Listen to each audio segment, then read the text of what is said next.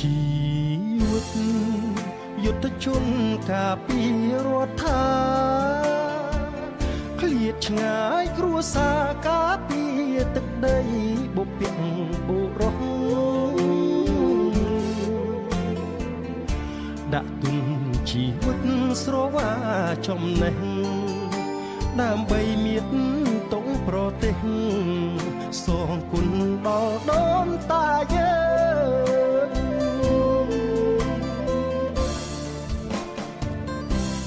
កម្ពុជាខ្ញុំសូមសច្ចាស្មោះស្ម័គ្រនឹងការពារអ្នកបូជាជីវិតជូនទឹកដីនេះពុកម៉ែប្រពន្ធបងប្អូននៅផ្ទះ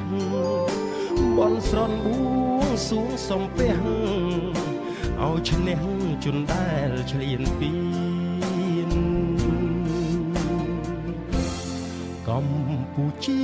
ជាទីស្នេហាខ្ញុំបដូរសង្ខាររួមការពារអ្នកបងប្អូនញាតិហើយសូមរស់ដោយស្ងប់ពួកខ្ញុំកងទ័ពសូមស្បត់ស្បែសច្ចា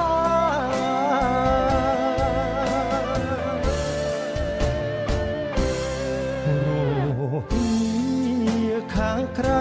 តែកាយរឹងមាំហាត់ពុតរត់បំការពារទឹកដី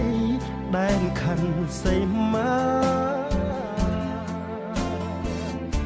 ជីវិតជូនជាតិធាតុជូនមេត្តាមិនស្ដាយ